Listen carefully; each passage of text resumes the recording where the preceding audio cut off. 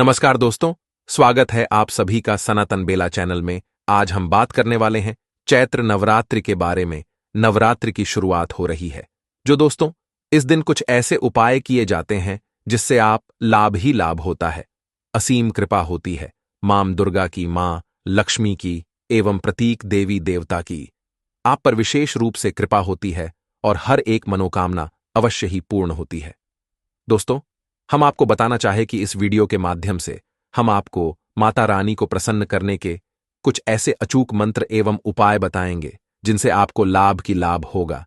साथ में हम आपको यह भी बताएंगे कि घर में ऐसी कौन सी चीज है ले आना चाहिए जिसे मां दुर्गा आपसे हमेशा ही प्रसन्न रहती है और आपके घर में कभी धन दौलत की कमी नहीं होती।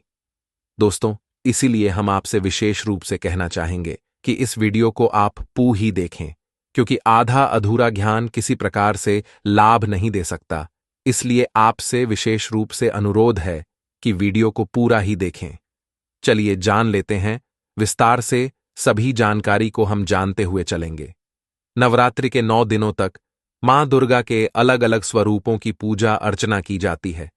नवरात्रि का त्योहार काफी ज्यादा शुभ माना जाता है।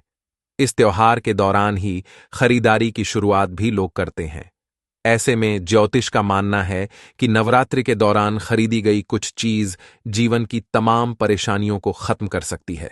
इतना ही नहीं, उन परेशानियों को ठीक कर मां लक्ष्मी और देवी दुर्गा भी भक्तों पर अपनी कृपा बनाए रखती है। लेकिन उन चीजों को खरीदते समय जातकों को किसी भी तरह की कोई गलती नहीं करनी चाहिए। कहा जाता है कि अगर जाने अनजाने में कुछ गलतियां हो जाती हैं तो उसे तो माता रानी भूल छू समझकर माफ कर देती है, लेकिन कई बार उन्हीं गलतियों की वजह से जीवन में काफी ज्यादा परेशानियों का सामना करना पड़ जाता है।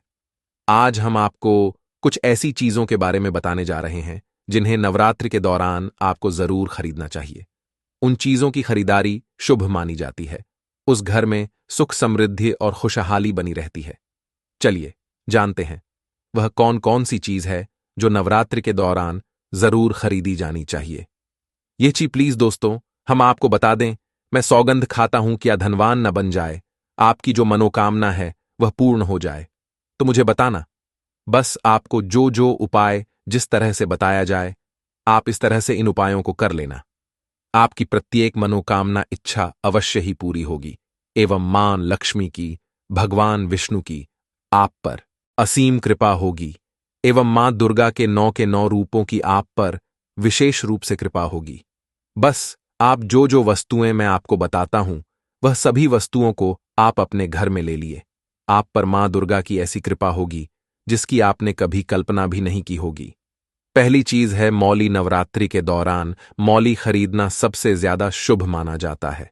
दरअसल मां दुर्गा को मौली अर्पित करने से जीवन की सभी दुख तकलीफ दूर हो जाती है। इतना ही नहीं, आर्थिक तंगी से अगर कोई व्यक्ति जूझ रहा है तो वह भी मां दुर्गा को लाल रंग की मौली अर्पित कर सकता है। उसके जीवन की तमाम परेशानियों और आर्थिक तंगी चुटकियों में दूर हो जाएगी। कलश। नवरात्रि के दौरान हमेशा अपने घर में कलश जरूर खरीद कर लाना चाहिए। आप कलश किसी भी तरह का ला सकते हैं, जैसे मिट्टी, सोना, चांदी, पीतल आदि। यह शुभ माना जाता है। नवरात्रि के दौरान कलश घर में लाने से घर में सुख समृद्धि और बरकत बनी रहती है और खुशियों का आगमन होता है। वहीं मां दुर्गा का आशीर्वाद भी हमेशा बना रहता है। पथ चिन्ह। शारदीय नवरात्रि के दौरान माता रानी के पद चिन्ह खरीदकर हमेशा लाना चाहिए और उसे अपने घर के पूजा स्थान के पास लगाना चाहिए। ऐसा करने से मां दुर्गा प्रसन्न होती है और आशीर्वाद अपने भक्तों पर बनाए रखती है। लेकिन आपको इस बात का ध्यान जरूर रखना है कि पद चिन्ह को फर्श पर नहीं लगाना है। अक्सर लोग अपने घर के मुख्य द्वार पर माता रानी के पद चिन्ह लगा देते हैं। ऐसा नहीं करना चाहिए। मां दुर्गा की मूर्ति नवरात्रि के दौरान मां दुर्गा की मूर्ति जरूर खरीदकर अपने घर में लानी चाहिए। ऐसा करने से माता रानी का आशीर्वाद हमेशा अपने भक्तों पर बना रहता है।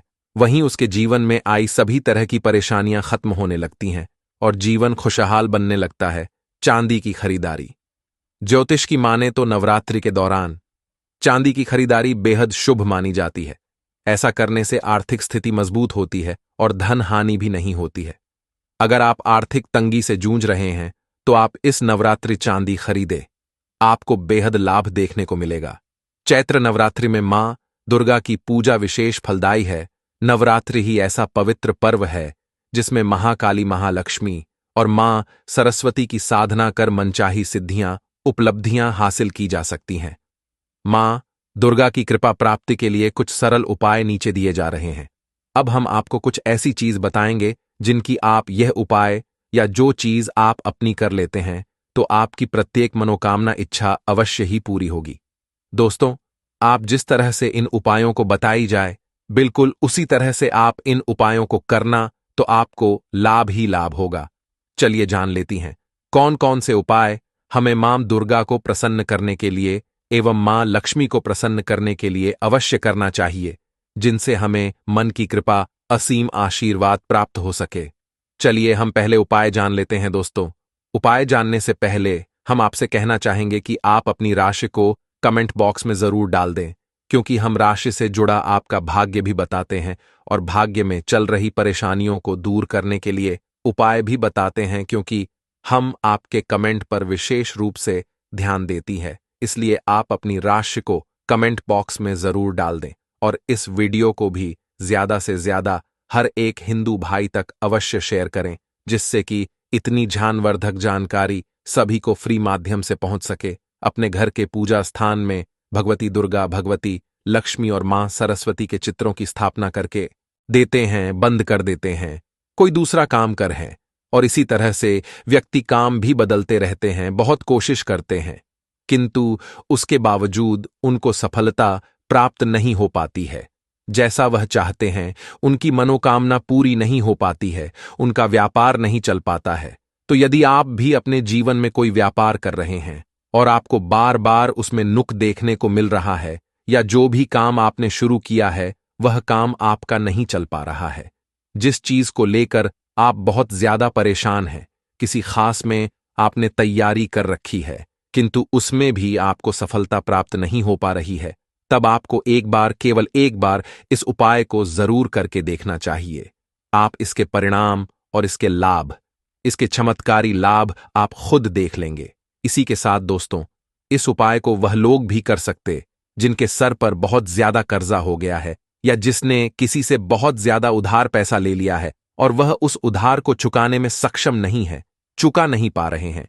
किंतु कभी कभी होता यह है कि व्यक्ति चाहे कितनी भी मेहनत कर ले, उसके बाद उसको सफल प्राप्त नहीं हो पाती है। और दूसरी तरफ ऐसे भी लोग होते हैं जो दिन रात मेहनत करके धन कमाते हैं, किंतु उनके हाथ में धन आते ही बहुत तेजी के साथ वह धन उनका चला जाता है। कभी बीमारियों में वह पैसा चला जाता है तो कभी किसी अन्य चीज में वह पैसा उनका चला जाता है। कुल मिलाकर आप कह सकते हैं कि उनका जो धन है वह अच्छे कार्य में कम जाता है, किंतु बीमारियों में और बुरे कार्यों में ज्यादा उनका वह धन बर्बाद हो जाता है, जिसको लेकर वह बहुत परेशान रहते हैं और महीना खत्म होने से पहले ही उन्हें किसी न किसी से उधार लेना पड़ जाता है। और देखिए, व्यक्ति कभी भी अपनी मर्जी से तो लेता नहीं है। जब व्यक्ति के ऊपर बहुत ज्यादा परेशानी आ जाती है, उसके जीवन में बहुत सारे कष्ट आ जाते हैं, जिसके चलते उस व्यक्ति को अपना घर चलाने के लिए और बहुत सारी आवश्यकताएं ऐसी होती हैं जिन्हें पूरा करना व्यक्ति का दायित्व होता है, जिसके चलते वह किसी न किसी से पैसा उधार ले लेता है, यह सोचकर कि अगले महीने उस पैसे को मैं छू दूंगा।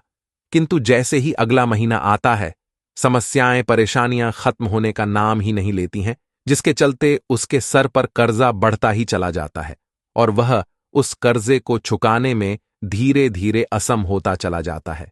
उस कर्जे को छूने में उसे बहुत दिक्कतों का सामना करना पड़ता है, या कभी कभी व्यक्ति इतना ज्यादा भी कर्ज में डूब जाता है कि उसके बस के बाहर हो जाता है। कर्जे को अपने सर से उतारना। जी हां दोस्तों, तो यदि आपके जीवन में भी ऐसी कोई समस्या है तो आपको यह उपाय जरूर ही कर लेना चाहिए। दोस्तों, आपको बताएंगे ऐसे चमत्कारी फूल के बारे में, ऐसे लाभदायक फूल के बारे में जिसका उपाय यदि आप कर लेते हैं तो आप खुद देखेंगे कि कितने ज्यादा चमत्कारी लाभ उस पौधे के हैं। यदि इसका सही प्रकार से उपयोग किया जाए, उपाय किया जाए और भगवान को यह फूल अर्पित कर दिया जाए, तो यकीन मानिए आपके जीवन की सारे कष्ट, सारी परेशानियां तो दूर हो ही जाएगी। साथ ही साथ जो भी आपकी मनोकामना है वह बहुत जल्दी पूरी हो जाएगी। इसी के साथ दोस्तों, आपके यदि धन से जुड़ी समस्याएं बन चुकी हैं, आपके जीवन में धन आना बंद हो गया है, यदि आप चाहते हैं कि आपके जीवन में, आपके घर में धन की वर्षा होने लगे, तो आपको कुछ भी नहीं करना है, केवल इस पौधे को अपने घर में लेकर आना है।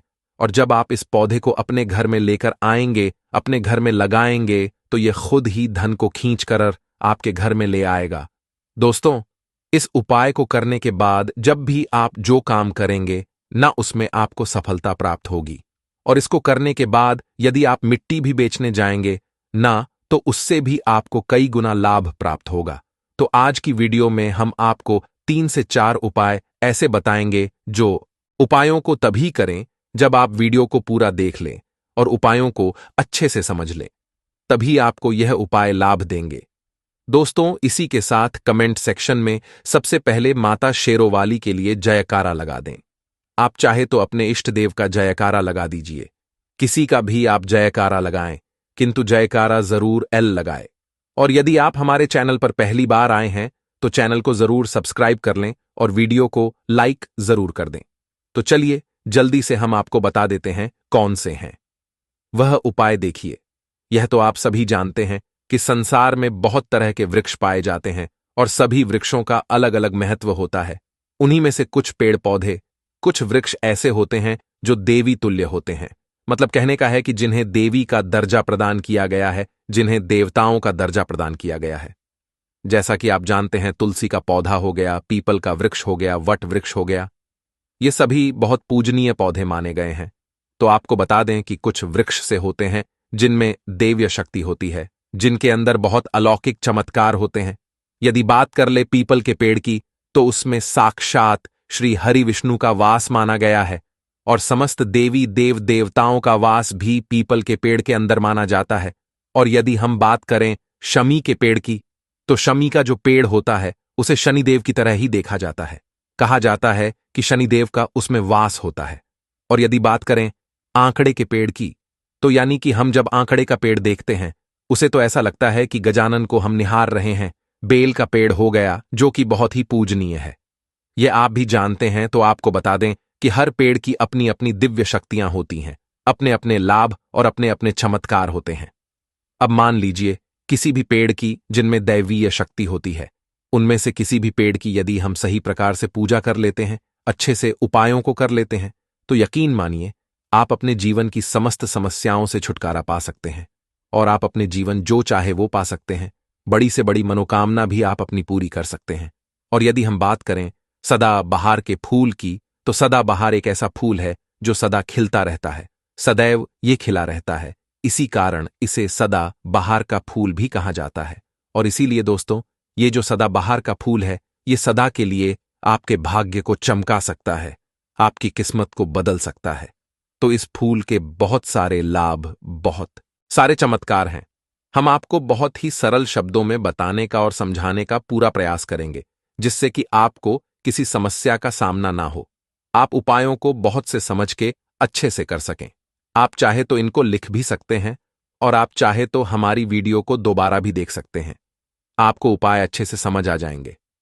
तो देखिए, यदि बात करें सदा बहार के फूल की, उस पौधे की, तो सदा बहार के 2 रंग के फूल होते हैं।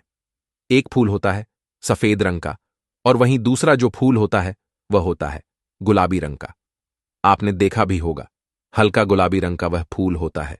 तो आपकी जानकारी के लिए बता दें कि सफेद रंग का जो सदाबहार का फूल होता है, वह माता लक्ष्मी को प्रसन्न करने के लिए बहुत ही फूल है, बहुत ही ज्यादा। माता लक्ष्मी को वह फूल पसंद है।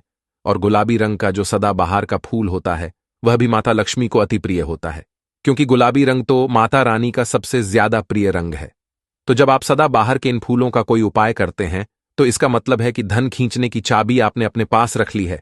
धन खींचने का पौधा अब आपने अपने घर पर लगा लिया है। इसी के साथ दोस्तों, आपको बता दें कि शिवजी को सफेद रंग का जो सदाबहार का पुष्प होता है, जो फूल होता है, शिवजी को रंग का सदाबहार का पुष्प बहुत ज्यादा प्रिय होता है। यदि आप इस सफेद रंग के पुष्प को शिवजी को अर्पित करते हैं, तो आपके जीवन की बहुत सारी समस्याओं से आपको छुटकारा मिल जाएगा और आपके जीवन में जो भी राहु केतु का दोष है, वह भी पूरी तरह से समाप्त हो जाएगा। तो जब भी आप इस सफेद रंग के पुष्प को शिवजी को अर्पित करें, या माता रानी को अर्पित करें तो आप अपनी मनोकामना बोल दें। आपकी कैसी भी मनोकामना है वह जरूर पूरी हो जाएगी। और यदि आप इस सफेद रंग के पुष्प को शिवजी अर्पित करते हैं तो शनिदेव भी आपसे बहुत प्रसन्न होते हैं। यदि आपके पास सदाबहार के पुष्प है, आपके घर में कोई पौधा लगा है तो बहुत अच्छा है। किंतु यदि आपके घर में सदा का फूल नहीं है, पौधा नहीं है, तो आपको अपने आसपास यह बहुत ही आसानी से प्राप्त हो जाएंगे। वहां से भी आप इन फूलों को ले सकते हैं। तो चलिए, सबसे पहला उपाय हम आपको बता देते हैं कि आपको सफेद रंग के सदाबहार के पुष्प लेने हैं और किस दिन इस उपाय को करना है। आपको यह उपाय शुक्रवार के दिन। तो दोस्तों, आपको सफेद रंग के पुष्प तोड़कर लाना है और उनसे ही आपको उपाय करना है। तो उपाय आप कैसे करेंगे, इस चीज को भी आप अच्छे से समझ लीजिए। तो देखिए, आपको सूर्यास्त होने से पहले पहले फूलों को तोड़कर लाना है। तो आपको कितने